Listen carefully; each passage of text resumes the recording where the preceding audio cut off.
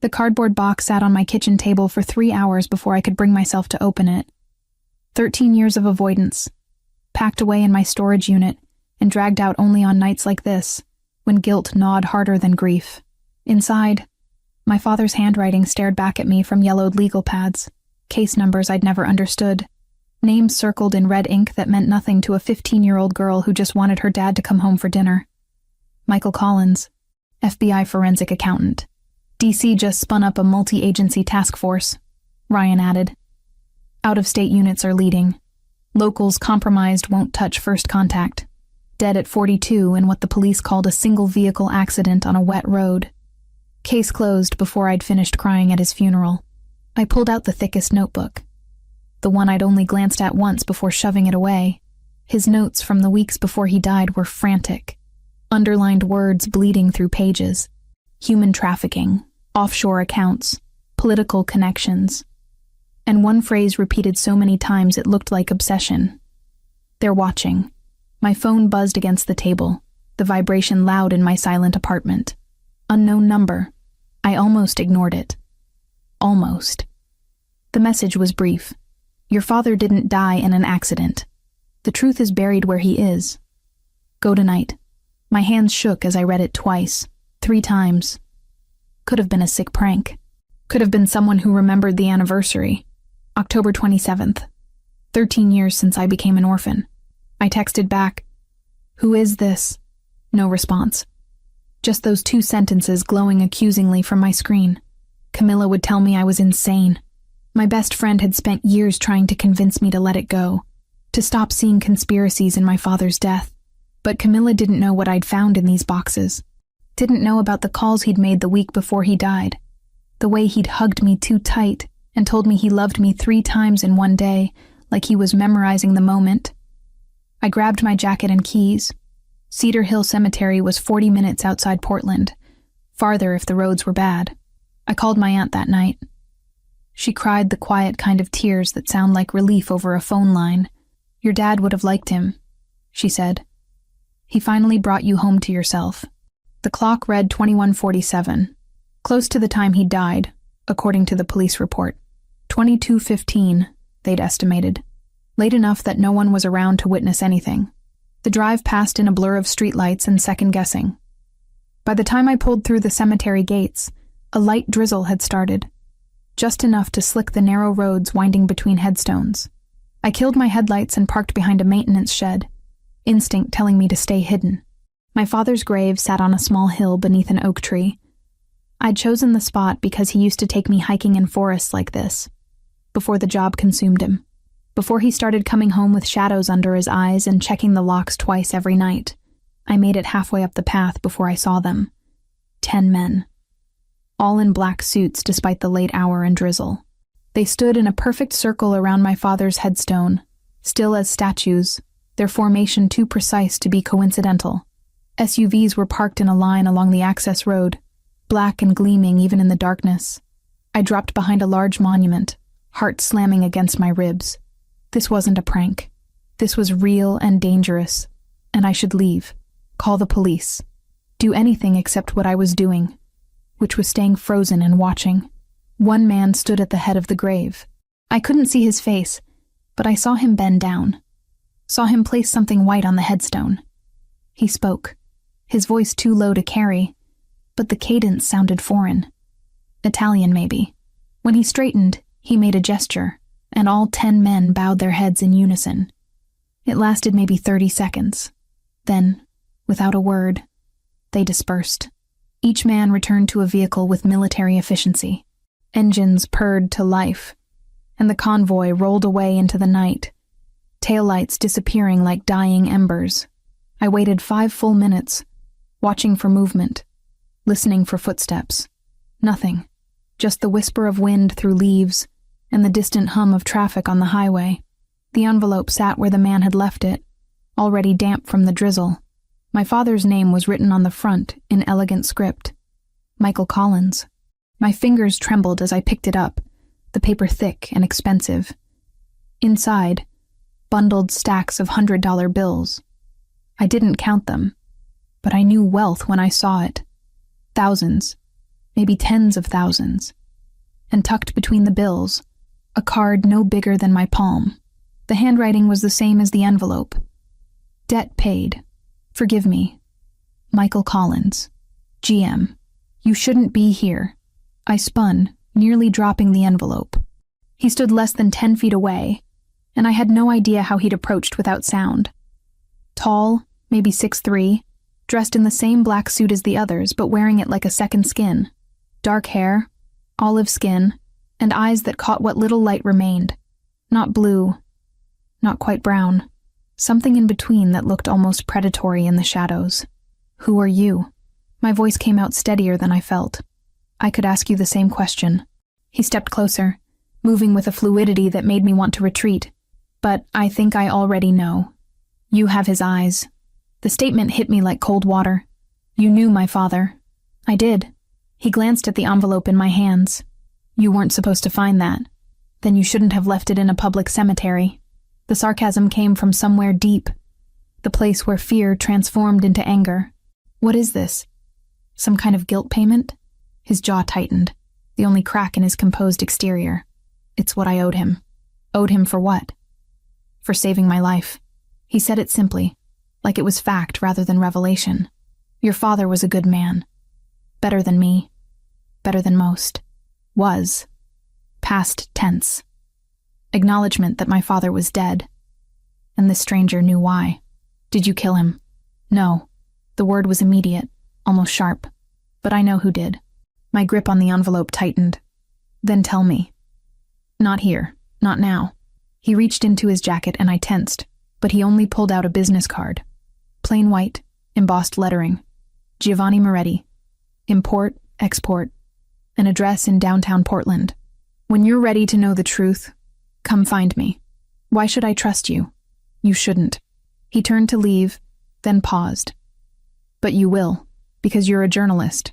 Olivia Collins, 28 years old, freelance investigative reporter living in a studio on Morrison Street. You've been looking into your father's death for 5 years. You won't stop now. Ice flooded my veins. How do you know that? I know everything that matters. He walked toward the remaining SUV, the one I hadn't noticed parked behind the oak tree. Before getting in, he looked back. The men who killed your father are still out there. Still dangerous. If you want answers, you'll need protection. Think about it. The door closed with a solid thunk. The engine started and he drove away, leaving me alone with a dead man's grave and $50,000 I didn't understand. I stared at the card in my hand. Giovanni Moretti, GM. The initials from the note. This man knew my father. Knew what happened. And somehow, impossibly, I knew I'd be walking into his office within days, because he was right about one thing. I wouldn't stop. Not now. Not ever. 2 days of obsessive Googling taught me more about Giovanni Moretti than I wanted to know. His name appeared in exactly 3 newspaper articles over the past decade, always in the background of charity galas or business openings. Never charged, never even questioned publicly. But the way journalists phrased sentences around him screamed careful legal vetting.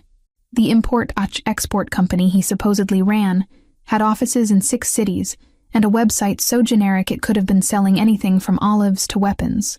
You're not seriously considering this. Camilla stood in my kitchen doorway, arms crossed, watching me compile notes like I was preparing for war. Olivia, this man could be dangerous. He knew things about my father no one else does. I circled another name in my notebook, one that appeared in both my dad's notes and a business filing connected to Moretti's company. The police said it was an accident. Everyone said it was an accident. But what if they were wrong? Then go to the FBI. Go to someone official. She moved closer, her voice dropping. Don't walk into a stranger's office because he left money on a grave and knew your address. The $50,000 sat in my closet, still in the envelope, still unexplained. I hadn't touched it beyond moving it from my car. Blood money, maybe. Or guilt. Or something worse I couldn't name yet. I'm a journalist, Cam. This is what I do.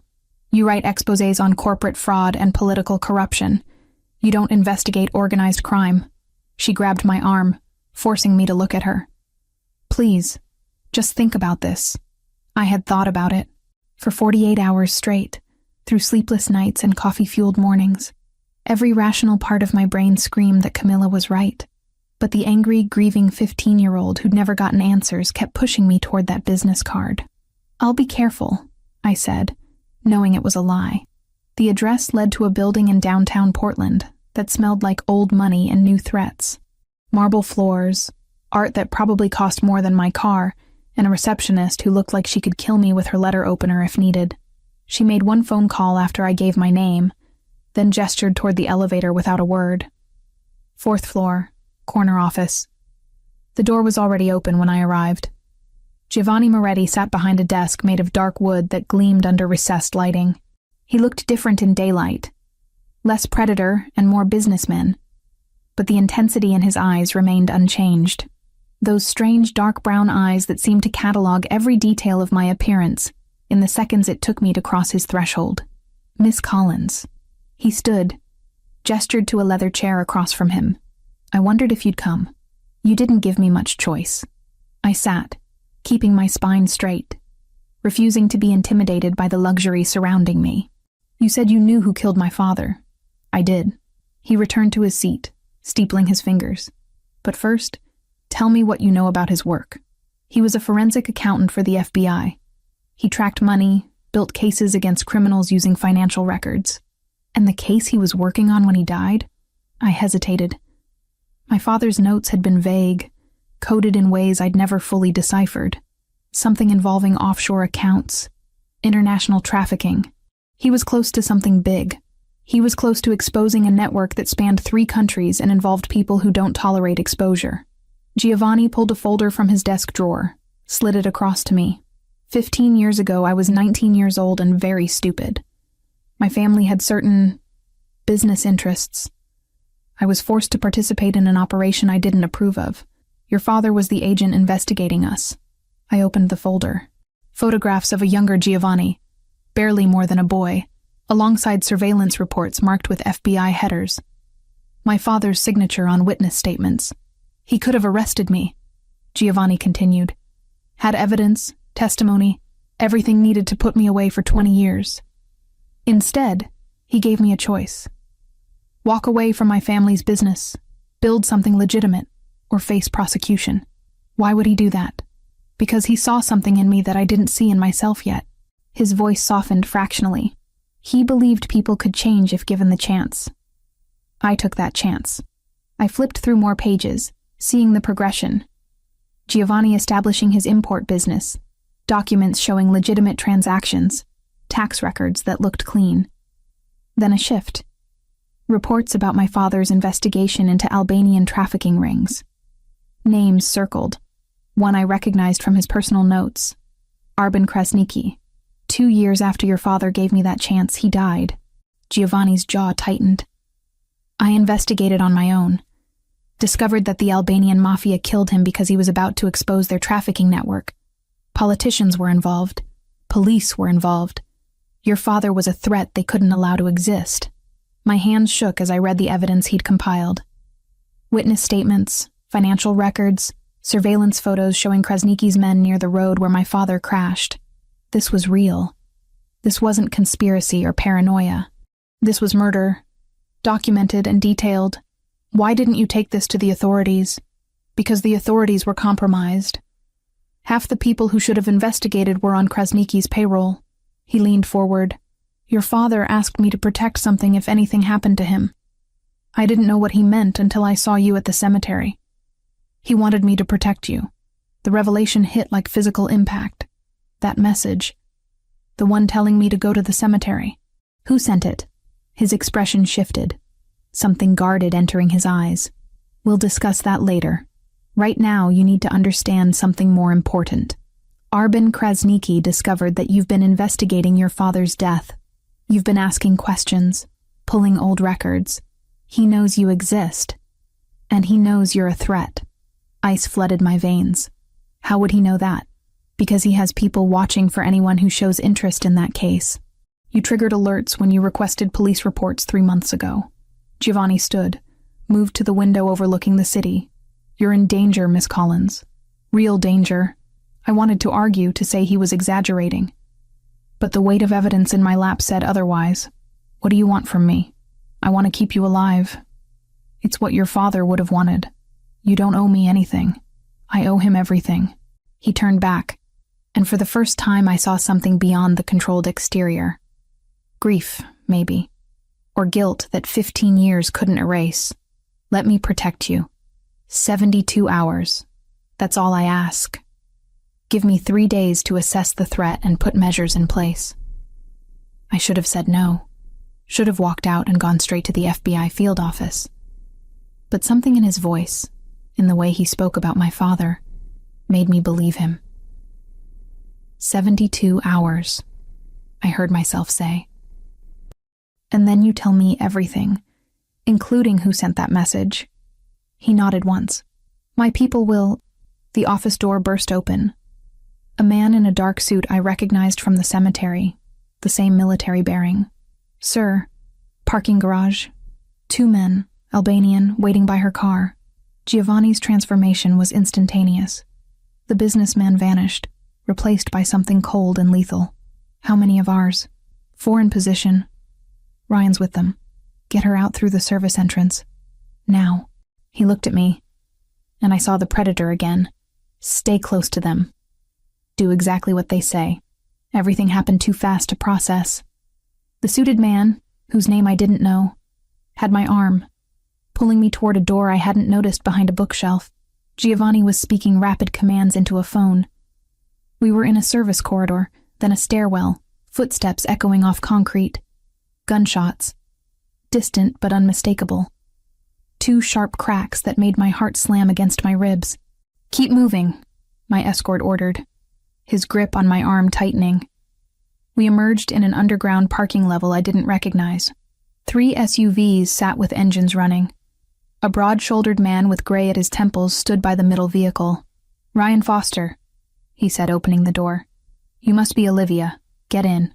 I climbed into the back seat, my hands shaking now, adrenaline flooding my system.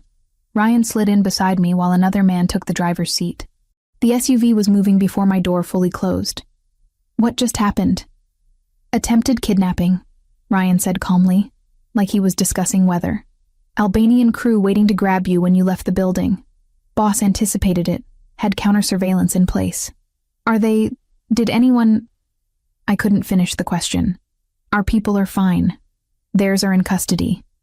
Local police are already involved, though they won't learn much. He studied me with sharp eyes that missed nothing. You're safe now. That's what matters. But I didn't feel safe. I felt like I'd stepped through a door into a world I didn't understand, where men waited to kidnap me and gunshots were just part of the landscape. My phone buzzed. Giovanni's number, though I didn't remember giving it to him. The text was brief. Decision time, Olivia. 3 days of protection, or you're on your own against people who've already found you once. Choose now. I looked at Ryan, at the driver who navigated streets with practiced efficiency, at the city passing by outside bulletproof windows. I typed back one word. Yes, because Camilla was right. This was dangerous.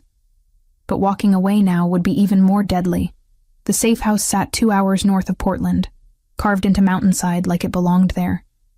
All glass and stone and security cameras I pretended not to notice. Ryan showed me to a guest room that had better furniture than my entire apartment, then left me alone with instructions not to wander and a phone number to call if I needed anything. I didn't sleep the first night. Just sat by the floor-to-ceiling windows watching armed men patrol the perimeter, their silhouettes passing through pools of landscape lighting like ghosts protecting the living. Giovanni arrived the next morning carrying a leather messenger bag that probably cost more than my monthly rent. He looked different without the suit jacket, just dark slacks and a gray button-down with sleeves rolled to his elbows. More human, less untouchable. Coffee? He set the bag on the table, pulled out a thermos and 2 cups, like this was normal. Like I wasn't being held in protective custody while Albanian mobsters hunted me. Black, I said, because refusing felt petty. He poured with steady hands, passed me a cup that radiated warmth into my palms. The coffee was better than anything I'd ever made myself. Of course it was. I brought more files. He gestured to the bag. Everything I've compiled on your father's investigation. You said you wanted the truth. For the next 4 hours, we sat at that table while he walked me through 15 years of research. Financial records showing offshore accounts connected to Krasniki's network. Witness statements from people too terrified to testify. Surveillance photos of meetings between politicians and criminals. My father's face appeared in some of the older images, always in the background, always watching. He was meticulous, Giovanni said, tracing a line on a flowchart showing money movement between shell companies. Most agents would have given up after hitting the first dead end. Your father just worked harder. He never talked about his cases at home. I stared at a photo of my dad sitting in an unmarked car, camera pointed at a warehouse. I thought it was just about rules, keeping work separate. Now I think he was trying to protect me from knowing too much. He was. Giovanni's voice softened. The last time I saw him, 3 weeks before he died, he told me he had insurance. Something that would bring down the entire network if anything happened to him. I didn't understand what he meant then. Insurance? My mind raced through possibilities. You think he left evidence somewhere? I'm certain of it, but Krasniki never found it, which means your father hid it well. He came back the second day with different files. These showed his own past, the family business he'd walked away from at 19, shipping routes that moved more than olives and wine, money trails that led to places no legitimate business should touch. My grandfather built the Moretti family over 40 years, Giovanni said, showing me a photograph of an old man with fierce eyes. He came from nothing, survived things I can't imagine, but somewhere along the way, he forgot the difference between surviving and thriving. By the time I was old enough to understand what we really did, it was too late to pretend ignorance. Why did you stay until you were 19? Loyalty, fear, stupidity. He set the photo down. All of the above. My mother died when I was 10. My father was... He paused, jaw tightening. He wasn't a good man. My grandfather raised me after that, taught me everything he knew. I loved him. Didn't want to disappoint him. But you walked away, because your father showed me I could. That there was another path. He met my eyes, and I saw the weight he carried. I've spent 15 years trying to prove he was right to give me that chance. The third night, a storm rolled through the mountains. I stood on the covered balcony watching lightning split the sky, rain hammering against the glass barriers loud enough to drown out thought. Can't sleep? I turned. Giovanni stood in the doorway, barefoot, wearing jeans and a black t-shirt that did nothing to hide the muscle beneath. More human than I'd ever seen him. Too much in my head, I admitted. He moved to stand beside me, close enough that I could feel the warmth radiating from his skin. We watched the storm in silence for a long moment. That message, I said finally, the one that brought me to the cemetery. You said we'd discuss it later. It's been 3 days. His expression shifted, something guarded entering his eyes. Ryan sent it. Ryan. Why would... I ordered him to. Giovanni turned to face me fully. Years ago, I gave him standing instructions. When the time was right, when I was certain it was safe, deliver the money to your father's grave and notify his daughter. I didn't expect you to arrive that specific night. So you've been watching me, protecting you. There's a difference. Is there? Anger flickered hot in my chest. You investigated me, tracked my movements, sent cryptic messages. I kept you alive. His voice went hard. Krasniki has been monitoring anyone connected to your father's case. If I hadn't been watching too, you'd have disappeared months ago. The truth of it hit like the lightning splitting the sky. I wanted to be angry, to feel violated by his surveillance, but the parking garage ambush proved he was right. I hate this, I whispered. I hate feeling powerless. You're not powerless, Olivia. He said my name like it meant something. You're the strongest person I've met. You've been fighting for answers for 13 years without backup or resources. That takes courage most people don't have. We were too close. I could see the flecks of gold in his dark eyes, could smell cedar and rain, and something uniquely him. When lightning flashed again, illuminating his face, I saw the same awareness in his expression. The same pull I felt drawing us together. He leaned in, just slightly. I started to tilt my head up. Our mouths were inches apart when footsteps pounded up the stairs behind us. Boss, Ryan burst onto the balcony, phone in hand, face grim. "It's Camilla Scott." My stomach dropped. "What about her?" "Kresnicki's men took her 2 hours ago, from her apartment. Security footage shows 3 men, professional extraction." Ryan looked at me with something like sympathy. "They left a message. They want you in exchange for her release." The world tilted. Camilla. My best friend who'd warned me this would happen. Who'd been right about the danger. Giovanni was already moving. The moment between us evaporating like it had never existed. "Get everyone to the command center. Now." "I'm coming with you," I said. "Absolutely not. She's my friend, my responsibility, which is exactly why you're staying here where it's safe." Giovanni's voice was pure command, the businessman and the crime lord both present. "This is a trap, Olivia. They know I won't trade you. They're counting on it. Then what's your plan? Let her die?" His jaw tightened. Joseph avoided my eyes when assignments were handed out, like he was memorizing exits instead of orders. "We're going to get her back, but you're not going anywhere near that warehouse." I wasn't asking permission. We stared at each other, wills clashing in the space between us. Something dangerous sparked in his eyes, but I held my ground. Finally, he exhaled hard. "Fine, but you stay in the command vehicle with Ryan. You wear body armor. You follow every order without question. And if I say run, you run." He stepped closer, invading my space. "Those are my conditions. Break them, and I'll have Ryan physically remove you. Understood?" "Understood." The next 2 hours were controlled chaos. A mobile command center that was really just a heavily armored van filled with surveillance equipment. Ryan outfitted me with a vest that weighed more than my laptop, explained the basics of the equipment, then made me promise 3 more times to stay inside the vehicle. The warehouse sat in an industrial area near the port, all rusted metal and broken windows. Through the van's monitors, I watched Giovanni's team move into position. They were professionals, silent and efficient, communicating through hand signals I didn't understand. Giovanni led from the front, gun drawn, moving like violence was his first language. I'd seen him as a businessman, as someone haunted by the past, but watching him now, I understood what he really was. A predator hunting other predators. The operation took 12 minutes. Gunfire echoed through the monitor's speakers, sharp cracks that made me flinch. Ryan stayed calm, directing units through his headset, eyes never leaving the screens.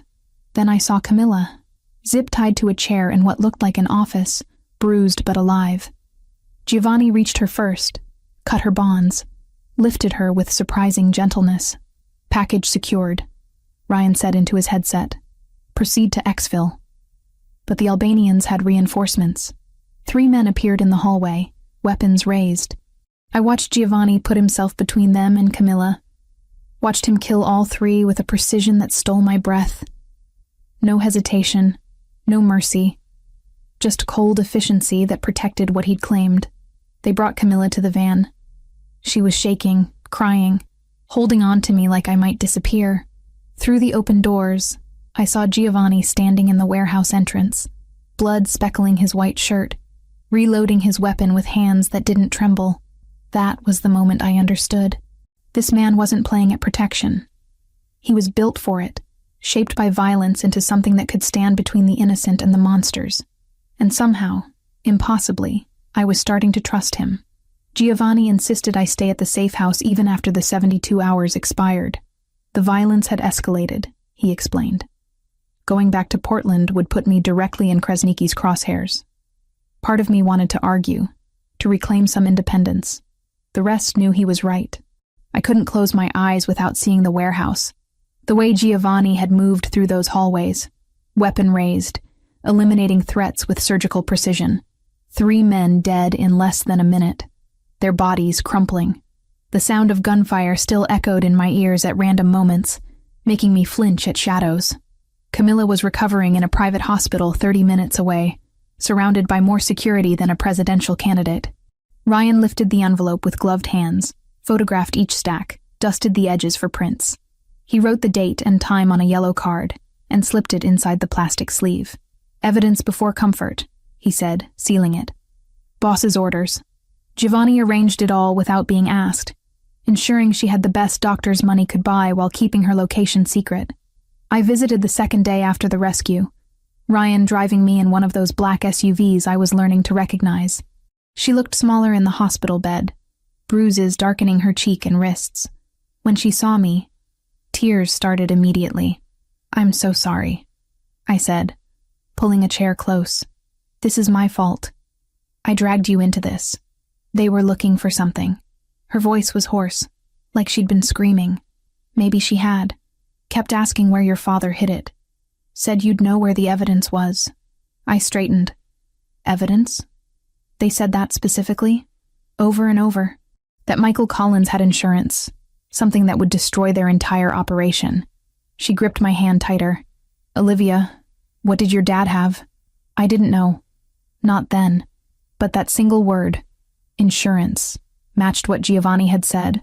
My father telling him he had something that would bring down the network if anything happened. Protection through the threat of exposure. The guilt sat heavy in my chest. Camilla had been tortured because of questions I'd been asking, investigations I'd been pursuing. She told me to finish it, to make sure her trauma meant something. Then she asked me to leave so she could sleep. The drive back was silent.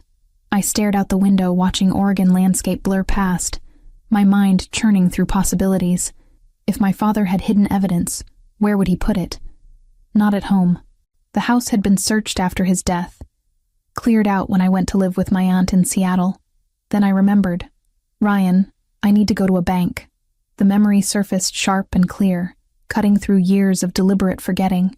"First National, downtown Portland." He glanced at me in the rearview mirror. "That's not on today's approved locations." "I don't care. Call Giovanni. Tell him I remembered something about my father." 20 minutes later, we were heading back toward the city, this time with 2 additional SUVs flanking us. Giovanni met us at the bank, appearing from the lead vehicle looking like he'd been in the middle of something important. His sleeves were rolled up, hair slightly disheveled in a way that shouldn't have been attractive but was. "This better be good," he said, though his tone held no real irritation. 3 weeks before he died, my dad brought me here. We walked through the marble lobby toward a bank employee Giovanni had apparently called ahead. Said he was setting up something for my future, opening a safety deposit box in both our names. "You never checked it?" I was 15 and my father had just died. I blocked out everything from those last weeks. The truth tasted bitter. Until now. The vault was everything you'd expect. Pristine, temperature-controlled, silent as a tomb. The bank employee verified our identities, checked signatures, then left us alone with a long metal box that weighed almost nothing. Inside, wrapped in protective plastic, sat an external hard drive, old by modern standards, but the controlled environment had preserved it perfectly. A note was taped to the top in my father's handwriting. "For Olivia. When you're ready." Giovanni lifted it carefully, turning it over in his hands like it might explode. "This is it. This is what got him killed." We took it back to the safe house. Giovanni had technology people who could recover data from ancient electronics, who knew how to access encrypted files without triggering any self-destruct protocols my father might have installed. It took 6 hours. I paced the entire time, unable to sit still, unable to think about anything except what might be on that drive. When they finally displayed the contents on a laptop screen, I understood why people had died to keep this secret. 15 years of investigation. Financial records showing money flowing from Albanian trafficking networks through shell companies and into the accounts of politicians, judges, police chiefs. Names, dates, amounts. Video footage of meetings that should never have happened. Testimony from victims my father had protected and hidden. Bank records proving everything. "My God," I whispered. "This could bring down hundreds of people." Giovanni scrolled through files, his expression growing darker with each revelation. "Your father was building a case that would have destroyed not just Krasniki's organization, but everyone connected to it. This is why they killed him. This is what they've been searching for. We need to publish this. Public exposure flips their risk calculus," Ryan said. "Once this hits, any move against civilians becomes evidence for federal murder for hire. They'll cut losses and disappear. Get it to every news outlet, every law enforcement agency that isn't compromised. They'll bury it." He looked up at me, something hard in his eyes. Half these people have the power to make evidence disappear. They'll claim it's fabricated, sue for defamation, tie it up in courts for years while victims continue suffering. Then what do you suggest? Just let them win? I suggest we use this to destroy Krasniki directly. Force him into the open, eliminate the head of the snake while the body's still writhing. He stood, moving around the desk toward me. You do your part. Publish everything simultaneously across multiple platforms. Make it impossible to suppress. I'll do mine. Take out Krasniki before he can retaliate or disappear. You mean kill him? I mean finish what your father started. We stood too close in the dimming light of the study. Outside, the sun was setting over the mountains, painting everything gold and red. The violence of the warehouse still haunted me, but I couldn't deny the logic. Publication alone wouldn't stop men like Krasniki. They'd just rebuild somewhere else, hurt more people, continue the cycle. How long would we have? 2 weeks to prepare. Maybe 3. I need to gather intelligence, position my people, find where Krasniki's hiding. His hand came up, brushing a strand of hair from my face. You need time to put together something publication ready that won't get you sued into oblivion. The touch sent electricity down my spine. We'd been dancing around this for days, the attraction building like pressure behind a dam. His fingers lingered on my cheek, thumb tracing the line of my jaw. Olivia. My name in his voice sounded like a prayer or a warning. If we do this, there's no going back. You'll be committed to a path that ends in blood. My father started down that path 15 years ago. I'm just finishing the journey. He leaned in slowly, giving me time to retreat. I didn't. Our mouths met without the hesitation of the almost kiss on the balcony. This was certain and deliberate, heat and hunger that had been building since the cemetery.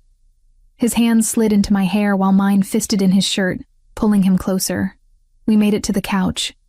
Barely. Clothes shed between kisses that tasted like desperation and defiance.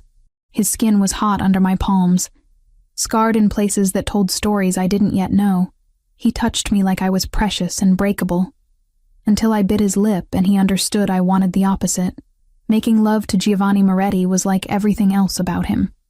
Controlled intensity giving way to something rawer, more honest. He whispered my name against my throat, my shoulder, my lips. I marked half moons into his back with my fingernails. We came apart together in the fading light, 2 people who knew tomorrow might destroy everything. Later, wrapped in blankets on that couch, I remembered the $50,000 still sitting in my closet at the apartment. That money, I said against his chest. From the cemetery. I'm keeping it as evidence, another piece of the puzzle. His fingers traced patterns on my bare shoulder. Everything's evidence now. Everything leads back to your father and what he tried to expose. Do you think he knew? That it would kill him? I think he knew the risk and decided some things were worth dying for. Giovanni pressed a kiss to my hair. He was brave. Reckless, maybe, but brave. I thought about my father in those last weeks. The extra hugs, the careful documentation, the preparation for a future he wouldn't see. He'd known exactly what he was doing, building a legacy of truth even if it cost him everything. We'll finish it, I promised the ghost of Michael Collins and the man holding me in the present. Whatever it takes. Giovanni's arms tightened around me. Outside, armed guards patrolled under moonlight. Somewhere, Krasniki was planning his next move. And on a 15-year-old hard drive sat enough truth to burn down an empire. The war was coming. We just had to be ready when it arrived. The training started the next morning. Joseph's hands shook when he thought no one was looking, just a tremor along the tendons. I filed it away without a label. Giovanni woke me before dawn, handed me workout clothes that fit perfectly despite never asking my size, and led me to a basement I hadn't known existed. Padded mats covered the floor. Weapons hung on walls in neat rows that should have terrified me, but instead felt inevitable. Self-defense first, he said, rolling his shoulders. You need to know how to protect yourself if things go wrong. When things go wrong, I corrected. He almost smiled. When? For 2 weeks I learned how violence worked. How to use an attacker's momentum against them. Where to strike to disable rather than kill. How to break holds, create distance, survive long enough for help to arrive. Giovanni was patient but demanding, never letting me quit even when my muscles screamed and sweat dripped into my eyes. Again, he'd say, resetting his stance. Faster this time. The weapons training was harder, not physically, but mentally. Holding a gun felt wrong in ways I couldn't articulate. Giovanni made me practice loading, unloading, clearing jams until my hands moved through the motions automatically. You don't have to like it, he said during one session, watching me sight down the range at paper targets. You just have to survive. I thought about my father, whether he'd carried a weapon during those final investigations, whether he'd known death was coming and prepared anyway. The gun felt heavier with those thoughts. Between training sessions, I wrote, 15 years of evidence transformed into a narrative that couldn't be ignored. Financial flows mapped out in charts, testimony organized chronologically, video and audio files time-stamped and verified. I contacted 3 journalists I trusted, one each in New York, London, and Berlin. Gave them copies of everything encrypted 6 ways. Explained that when I gave the signal, they'd publish simultaneously across every platform they could access. This is incredible, Sarah from the Times said during our encrypted video call. And completely insane. You know people will try to kill you for this. They're already trying. She went quiet for a moment. We'll be ready. Just say when. Giovanni spent those same 2 weeks planning something darker. I'd see him in the war room, as I'd started calling it, surrounded by maps and photographs, and men who spoke in clipped military language. Ryan was always there, along with others whose names I learned slowly. Joseph, who handled surveillance. Christopher, who managed logistics. Anthony, who never spoke but radiated controlled violence. Sometimes I'd join them, listening as they discussed guard rotations and security systems. Krasniki had 3 properties they'd identified. A warehouse near the port where operations were coordinated. A safe house in the suburbs where he sometimes stayed. A legitimate business that fronted for money laundering. Giovanni wanted to hit all 3 simultaneously, scatter Krasniki's resources, force him into the open. He'll run to his main stronghold when the others fall, Giovanni explained, pointing to a location marked on the map. That's where we take him. Alive, if possible. We need his confession on video before your articles drop. And if he doesn't confess? Giovanni's expression went cold. He will. I didn't ask what methods he'd use. Some things I didn't need to know yet. The nights were ours. We'd fall into bed exhausted from training and planning, but always found energy for each other. Giovanni loved slowly, thoroughly, like he was memorizing every inch of my skin. I'd trace the scars on his body, each one a story of survival. We didn't talk about feelings or futures, just existed in those stolen hours when the world outside couldn't reach us. 1 week became 2. My muscles grew harder, my aim steadier. The investigative report reached 90 pages of documented evidence that would destroy hundreds of careers and lives. Giovanni's plan evolved into something elegant and lethal, every contingency mapped. On the 13th day, Ryan interrupted dinner with news that changed the timeline. Krasniki's moving, he said, tablet in hand showing surveillance feeds. Our sources say he's relocating tomorrow night, heading to a compound near the Canadian border. Once he's there, we'll never reach him. Giovanni set down his fork with deliberate calm. How reliable is the intelligence? 3 independent confirmations. He's spooked. Knows something's coming. I watched Giovanni process this. Saw the moment he shifted from planning to execution mode. Pull everyone back. We move in 12 hours. My stomach dropped. 12 hours. We weren't ready. I wasn't ready. Olivia. Giovanni's hand covered mine on the table. Can you have everything prepared by dawn? Could I? The articles were written, the journalists briefed. But my mind rebelled against the suddenness. Yes. Then we do this tomorrow night. The preparation that evening was controlled chaos. Men arriving at the safe house in groups, checking weapons, reviewing assignments. I finalized the publication sequence with Sarah and the others, scheduled everything to go live at precisely 9 p.m. Pacific time. Giovanni wanted Krasniki in custody before the internet exploded with evidence of his crimes. Near midnight, I found myself standing by the windows, watching the last of the sunset paint the mountains gold and purple. Tomorrow night, this would be over, one way or another. Come with me, Giovanni said from the doorway. There's something I need to do.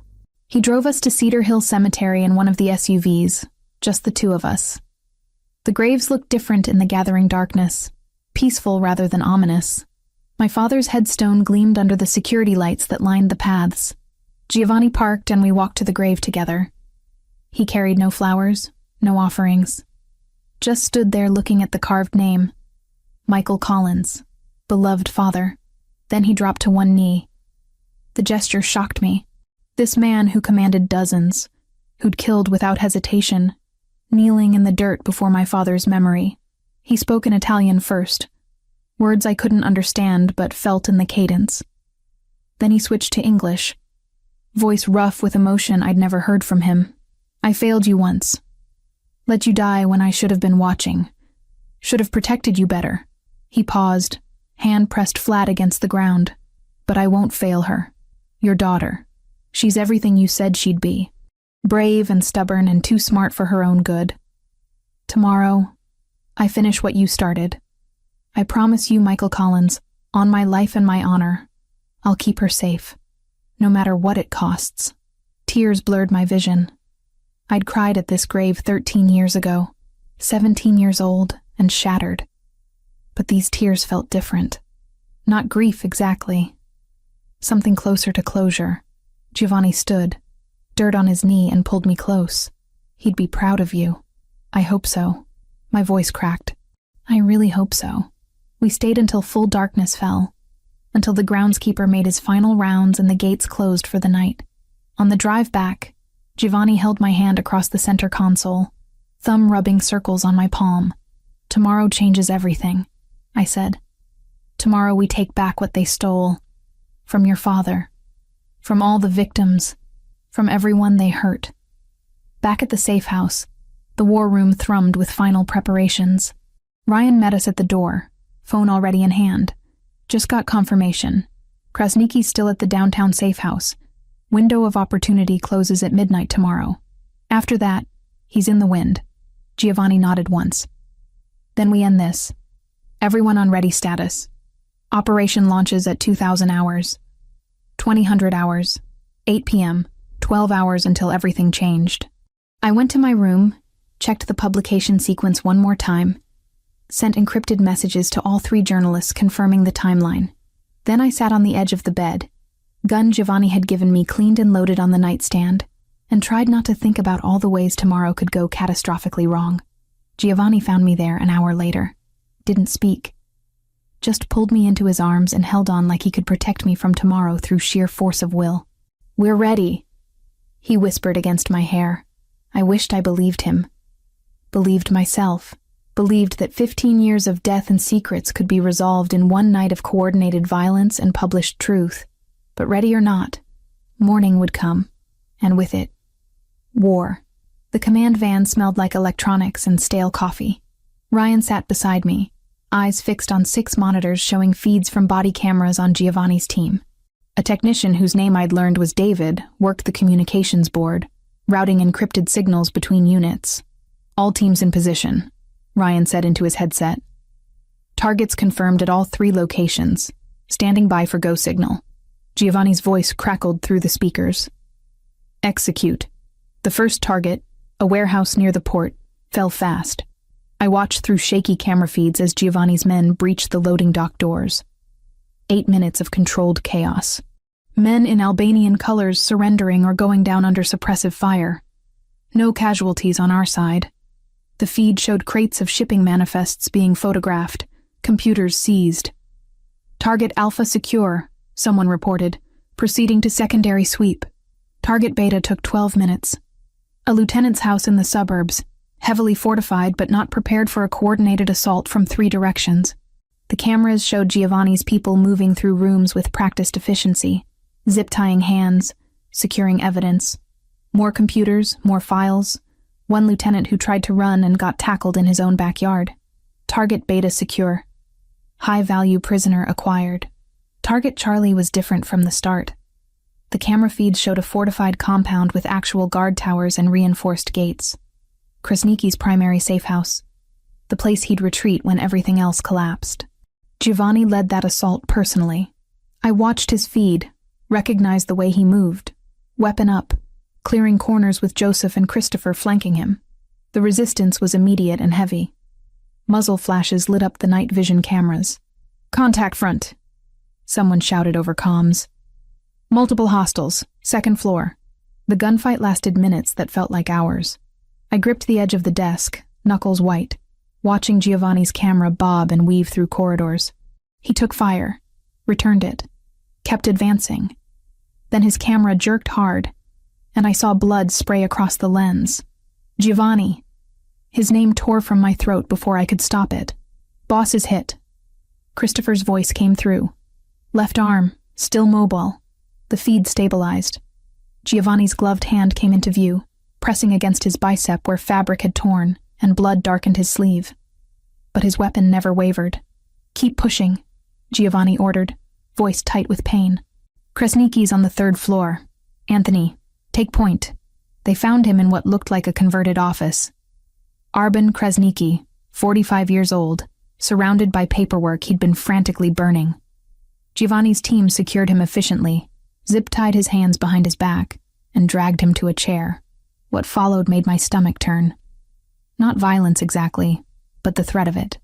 Giovanni standing over Kresnicki, bleeding from his arm wound, asking questions in a voice that promised consequences for lies. The Albanian tried to stay silent. Lasted maybe 3 minutes before Giovanni nodded to Anthony. And whatever Anthony did off-camera made Kresnicki start talking. The confession spilled out in accented English mixed with his native language. Names, operations, the order to kill Michael Collins 13 years ago.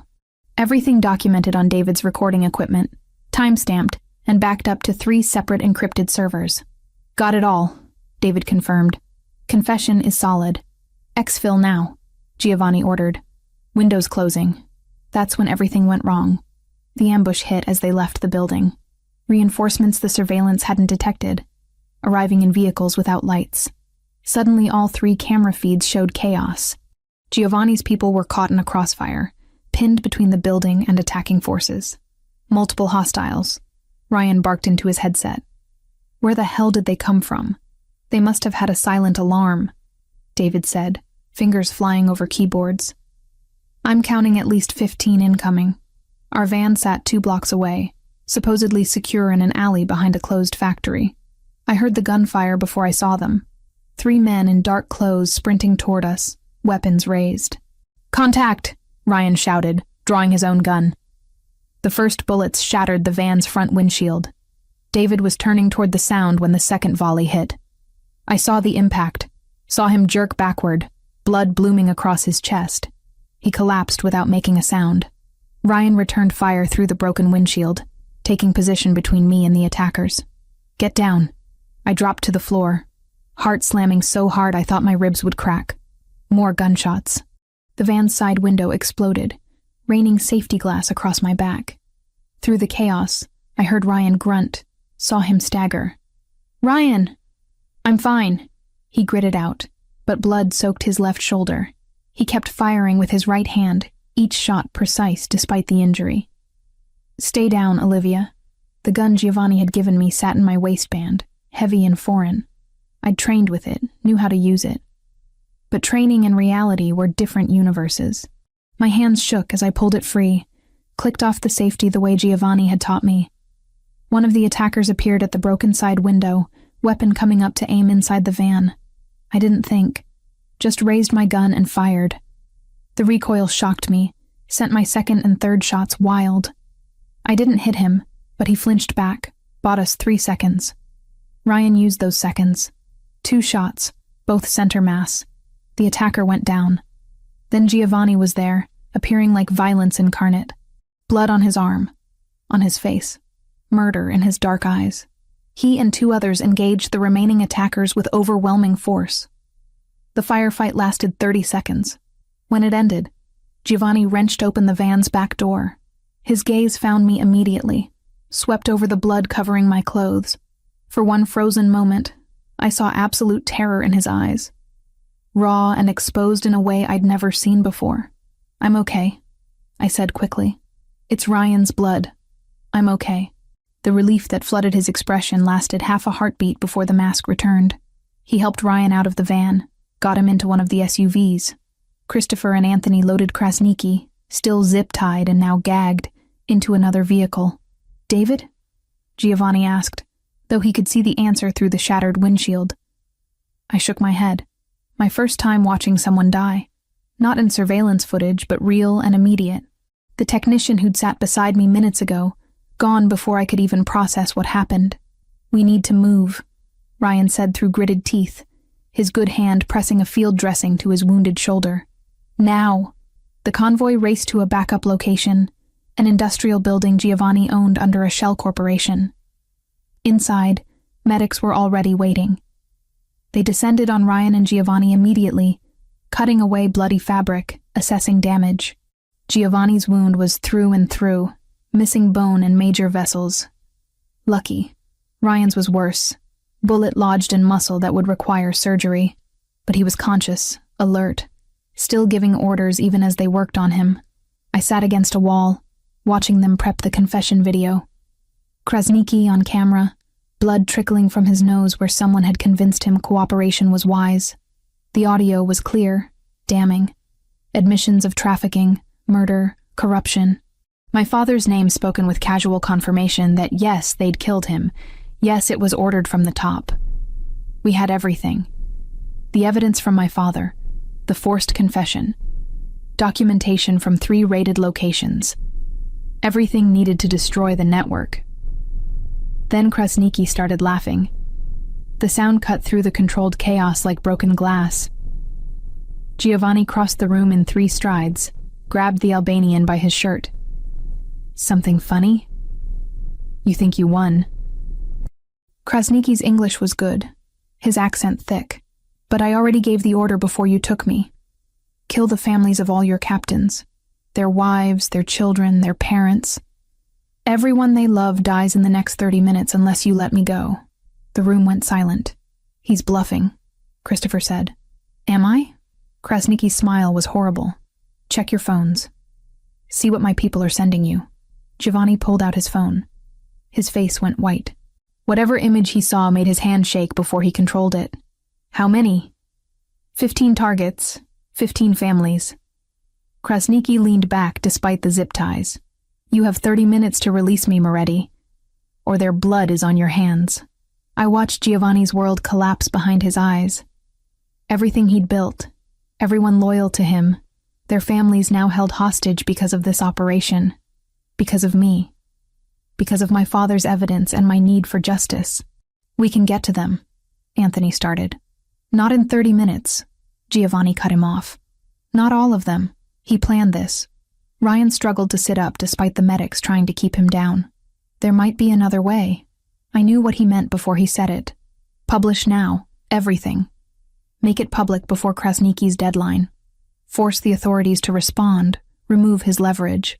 "If we publish the evidence now," I said, pulling out my phone with hands that wouldn't stop shaking, "it goes viral in minutes. FBI, DEA, ATF will have to respond immediately. His people will abort rather than risk exposure. Or they'll kill everyone anyway," Krasniki said. "Out of spite. Maybe." I looked at Giovanni, saw the impossible choice crushing him. But it's the only play we have left. 29 minutes until 15 families died.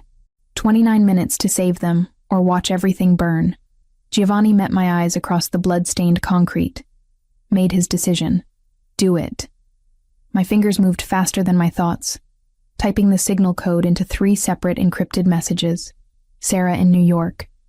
Thomas in London. Maria in Berlin. The journalists who'd been waiting for this moment. "Publishing in 3 minutes," I said, voice steadier than my hands. "Once it's live, there's no taking it back." Giovanni stood across the warehouse, blood still seeping through the makeshift bandage on his arm. His face was carved from stone, but I saw the war raging behind his eyes. 15 families. People who trusted him, who'd followed him, whose children played in backyards while their fathers did terrible things in his name. "Do it," he repeated. Krasniki laughed again. That horrible wet sound. "You're choosing wrong, Moretti." Those families are already dead. You just don't know it yet. Shut him up, Giovanni ordered. Anthony gagged Krasniqi with efficiency that suggested practice. I hit send on all 3 messages simultaneously. Then opened Twitter, Facebook, Instagram. Created posts with links to cloud storage containing everything. Financial records, video testimony, photographs of meetings that should never have happened. 15 years of my father's investigation, unleashed on the world in 15 seconds. It's out, I whispered. Ryan worked his phone one-handed, the other arm hanging useless at his side. Already spreading, first shares coming in. Guardian just picked it up. 4 minutes. The posts multiplied like viruses, jumping from account to account. News organizations scrambled to verify, but the evidence was too comprehensive to ignore. Names started trending. Politicians, judges, police chiefs. The algorithm gods smiled on truth for once, pushing our revelations into millions of feeds. 7 minutes. CNN sent a breaking news alert. BBC followed 30 seconds later.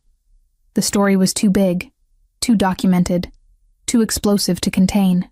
FBI Portland field office is mobilizing, Ryan reported, monitoring police scanners. DEA too. They're moving on all the addresses we provided. 8 minutes. Christopher checked in from his surveillance post. Albanian crew at the Henderson house just received a call. They're pulling back. Say authorities are inbound. One by one, the reports came in. Krasniqi's people aborting their attacks, melting away as federal vehicles descended on their positions. Not all of them.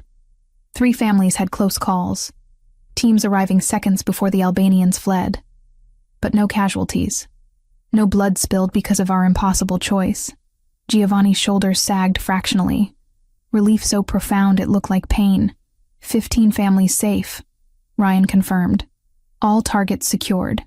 I wanted to feel victorious. Instead, exhaustion pulled at every cell. We'd won by breaking every rule, by gambling with lives and trusting that speed would outpace violence. Somehow, impossibly, it had worked. Then Krasniqi made a sound behind his gag. Not fear. Satisfaction. Giovanni crossed the distance in 3 strides, ripped the gag away. What? You think you won? Blood and spit flew from Krasniqi's mouth. But I've been playing this game longer than you, boy. Always have insurance. Always have leverage. Your leverage just evaporated when those families were secured. That leverage, yes, but not the real one. Krasniqi's eyes glittered with malice. 2 of your precious captains, your trusted men, they work for the FBI, have been for 18 months. Your whole organization is compromised. The words hit like detonations. I saw Giovanni process them, saw the implications cascade through his mind.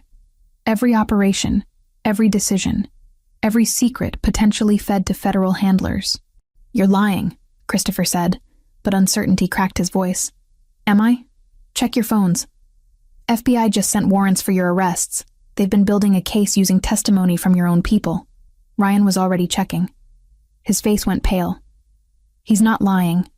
Federal warrants just issued, multiple counts, RICO charges.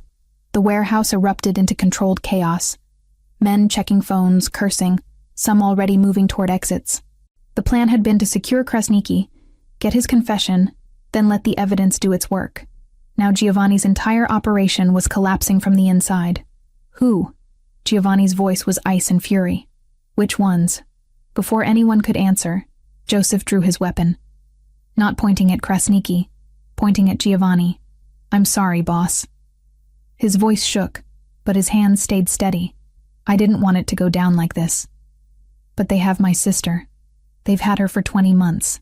Said they'd kill her if I didn't cooperate. Everything slowed down. I saw Giovanni's hand move toward his own weapon.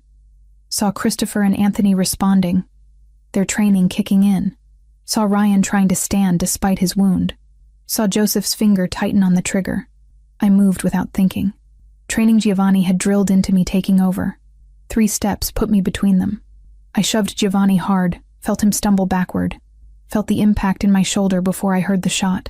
The bullet didn't hurt at first, just pressure, like someone had punched me. Then fire spread through my entire left side, stealing my breath, buckling my knees. The second shot never came. Ryan, somehow standing despite his wound, fired twice. Both rounds center mass. Joseph dropped, weapon clattering on concrete. Someone was screaming. Took me seconds to realize it wasn't me. Was Anthony shouting orders, trying to secure the perimeter. Through the noise, I heard more gunfire. The second traitor, whoever he was, making a break for it. Then Giovanni's hands were on me, turning me carefully, his face appearing above mine. Blood soaked through my shirt, hot and wrong, his expression shattered in ways I'd never seen. Raw terror replacing the control he wore like armor. Olivia. Stay with me. Look at me. His voice cracked on my name. I'm okay. The words came out weak, unconvincing even to me. You're not okay. You took a bullet meant for me. His hand pressed against my shoulder, trying to stem the bleeding. The pressure made me gasp. Worth it, I managed. Wouldn't let him shoot you. Medic! Giovanni roared. Now! But the sirens were already approaching. Multiple vehicles closing fast. The evidence we'd published had lit a fire under every law enforcement agency in the state. They were coming for all of us. Boss, we need to move, Christopher urged. FBI is 2 minutes out. I'm not leaving her. They'll arrest you. Charge you with everything. You need to run. Giovanni looked down at me, his dark eyes swimming with something I'd never seen in them before. Tears. Actual tears cutting tracks through the blood and dirt on his face. This man who'd killed without hesitation, who commanded through fear and respect, was crying over me. I'm not leaving, he said again, quieter. His thumb brushed my cheek, gentle despite the violence surrounding us. You saved my life. Again. You keep saving me. Giovanni. Ryan's voice carried warning. 30 seconds. The warehouse doors burst open. Paramedics first, then federal agents in tactical gear, weapons up, shouting commands. Giovanni raised his hands slowly, never taking his eyes off mine. Someone was cutting my shirt away, pressing gauze against the wound, asking me questions I couldn't process. Olivia Collins? An agent appeared in my fading vision. We need you to come with us. You're a material witness. She's been shot, Giovanni snarled. She needs a hospital. Ambulance is ready. We'll provide protection en route. More hands lifted me onto a gurney. Every movement sent lightning through my shoulder. Through the chaos, I found Giovanni. They were cuffing him, reading him his rights. He didn't resist, just kept his eyes locked on mine as they led him away. No words passed between us. Didn't need them. Everything that mattered lived in that look. Gratitude. Terror. Something deeper that neither of us had dared name yet. The ambulance doors closed, severing the connection. Sirens wailed as we raced through Portland streets. A female agent sat beside me, taking notes, asking questions I answered mechanically. Yes, I'd published the evidence. Yes, I knew Giovanni Moretti. Yes, I understood I'd be required to testify. My shoulder burned. But the physical pain was nothing compared to the ache in my chest. Giovanni was arrested. Ryan was wounded. David was dead. Joseph was dead. Everything had fractured in ways I didn't know how to fix. But 15 families were alive. Krasniki's network was exposed. My father's 15-year investigation had finally reached the light. As the ambulance pulled into the hospital emergency bay, I touched the wound on my shoulder. Blood on my fingers. My blood. Spilled protecting a man who'd spent 15 years honoring his debt to my father. The circle was closing. Whether we'd survive to see it complete remained written in futures I couldn't predict. 18 months changed everything and nothing. The federal courthouse became as familiar as my own apartment. Depositions, grand jury testimony, pre-trial hearings that stretched across seasons. I spent more time with prosecutors than friends, walking them through every document my father had compiled, every connection we'd uncovered, every moment that led to that warehouse, and the bullet that still lived in my shoulder as scar tissue. The FBI understood faster than I expected. The evidence was legitimate inheritance, passed from father to daughter through a safety deposit box I'd accessed legally. My publication hadn't been criminal. It had been journalism under extreme circumstances. exposing corruption that law enforcement had failed to address for 15 years. They detained me initially as a material witness, but within 72 hours I was released without charges. Cooperating witness status. Protected, not prosecuted. The shoulder healed slowly. Physical therapy 3 times a week for 6 months. Relearning how to lift my arm above my head without pain, shooting down to my fingertips. The scar was ugly, puckered and pink. A permanent reminder of the second I'd stepped between Giovanni and a bullet. It ached when storms rolled through Portland. Phantom pain that no amount of medication could fully erase. I didn't mind. The ache meant I was alive. Giovanni was alive. That mattered more than vanity. My article won the Pulitzer. They announced it on a Tuesday morning while I sat in a coffee shop reviewing legal documents. Sarah called, screaming congratulations so loud I had to pull the phone away from my ear. The ceremony was formal and surreal, standing on a stage accepting recognition for work that had cost David his life, that had nearly cost all of us everything. But the real victory wasn't the award. It was the numbers. 47 people rescued from trafficking operations across 3 states. 12 police officers and 7 politicians charged with corruption.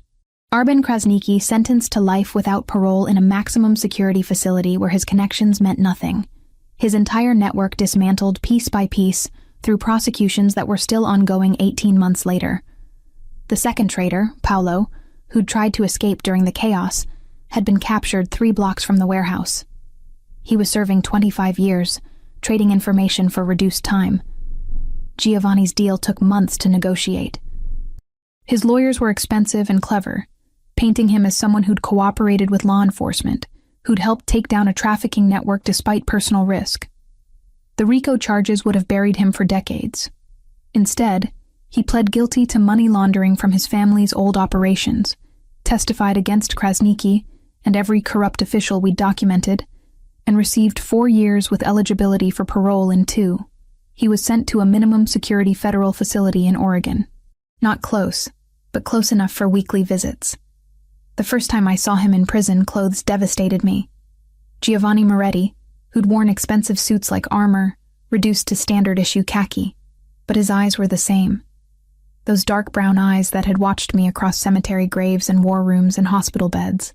"You look terrible," I said, settling into the plastic chair across from him. "You look beautiful."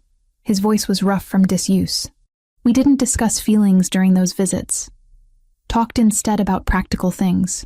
He was studying law through a prison education program, reading case files until his eyes hurt, determined to understand the system that had caged him. I was writing a book about my father, about his investigation and sacrifice, about the cost of truth. "What will you call it?" Giovanni asked during a visit in month 7. "The long investigation." 15 years from his death to justice. Seemed appropriate. He smiled. Rare and genuine. He'd be proud. Ryan recovered fully from his shoulder wound. The surgery had been complicated, but military doctors knew their work. He'd been released from the hospital after 2 weeks, spent another month in physical therapy, then quietly took over management of the Mountain Safe House. When I needed somewhere to live that wasn't my compromised Portland apartment, he offered the property without hesitation. "Boss would want you safe," he'd said simply. Living there meant living with ghosts. The couch where Giovanni and I had first made love. The war room where we'd planned everything. The balcony where we'd almost kissed before Camilla's kidnapping changed everything. But it also meant security. Space to write. Distance from the reporters who still occasionally tried to doorstep me for follow-up interviews. Camilla visited every few weeks. She'd spent 4 months in therapy processing her abduction. The fear. The helplessness. But she was stronger for it in ways that mattered. Started a nonprofit helping trafficking survivors, channeling her trauma into something that healed others. "You're allowed to fall apart," she told me during one visit, watching me stare at yet another legal brief. "I'll fall apart when this is over. It'll never be over, Liv. That's the point. You survived something terrible and now you have to learn how to live after." She was right. Stopping felt like betraying my father all over again. But I was learning. Slowly. The parole hearing happened in month 17. Giovanni's lawyers were cautiously optimistic. He'd been a model prisoner, caused no trouble, completed his educational programs, continued cooperating with ongoing investigations. The board voted 3-2 in his favor. Parole granted, with conditions. No contact with known criminals, regular check-ins with his parole officer, prohibition on leaving the state. They released him on a Thursday in April, 18 months after that warehouse. I waited in the parking lot, leaning against my car in spring sunshine, watching the prison doors like they might not actually open, like this might be another dream I'd wake from. Then he emerged. Different and the same. Thinner, harder around the edges, carrying a single bag with his few possessions. He stopped at the gate, scanned the parking lot, found me. The distance between us evaporated. I was running before deciding to move, and he caught me, arms wrapping around my waist, lifting me off my feet. We held each other in that parking lot for what felt like hours, saying nothing, because words were insufficient for the relief, the gratitude, the impossible joy of survival. "You waited," he said finally, face buried in my hair. "Every week. I know you did." Giovanni started his security consulting business 3 weeks after release. Legitimate work, helping businesses protect assets and personnel. The business grew faster than expected. Turns out people valued expertise from someone who'd lived in both worlds. I continued my investigative work, focusing on corruption. The book was scheduled for release in 6 months, already generating interest. I'd donate most of the proceeds to trafficking victim support. Blood money transformed into something useful. 6 months after his release, on a Saturday morning when weather was perfect, Giovanni drove us to Cedar Hill Cemetery. We walked to my father's grave together, carrying fresh flowers. The headstone looked the same as it had that rainy night 18 months ago when 10 men in black suits had circled it. When Giovanni had left $50,000 and a note about debts paid, Giovanni knelt in the grass, placed the flowers carefully at the base of the stone. He spoke in Italian first, words I still didn't understand, but felt in their reverence. Then he switched to English, his hand pressed flat against the carved letters of my father's name. I kept my promise. "Michael Collins, your daughter is safe, more than safe. She's extraordinary." His voice broke slightly. "I finished what you started. We finished it together. The network is destroyed. 47 people are free because of the evidence you gathered. Because you refused to stop even when it cost you everything." Tears blurred my vision. I knelt beside Giovanni, placed my hand over his. "I'm going to spend the rest of my life protecting her." Giovanni continued. "Not because I owe you, because I love her, because she's the best thing that ever happened to me. And you gave me the chance to become someone worthy of that." He turned to me then, and I saw tears tracking down his face. Giovanni Moretti, who I'd watched kill without hesitation, who commanded through strength and violence, crying in front of my father's grave. "Olivia." He pulled a small box from his pocket. "I'm not good at speeches, and this isn't about grand gestures. It's just truth. You saved my life the night we met. You've saved it every day since. I want to spend whatever time we have left returning the favor. Will you marry me?" The ring was simple. White gold, single diamond, nothing ostentatious. Perfect. "Yes," I whispered. "Yes." He slid the ring onto my finger with shaking hands, then pulled me close. We stayed kneeling there in the grass, holding each other while the spring breeze moved through the cemetery and birds sang in the oak tree overhead. "Your father would approve," I said against his shoulder. "I hope so. I really hope so."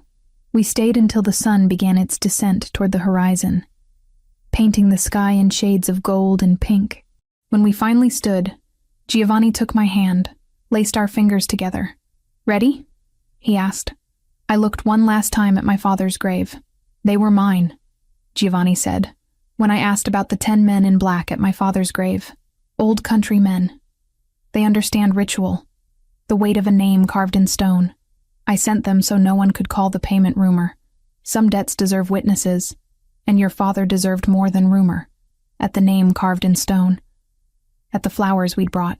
13 years of grief and anger and searching for truth. 18 months of war and testimony and rebuilding. All of it leading to this moment. standing in a cemetery with the man I loved. Both of us scarred but alive. Both of us free. Ready, I said. We walked back to the car together, hands joined, not looking back. The past was honored. The debt was paid. What came next belonged to us alone.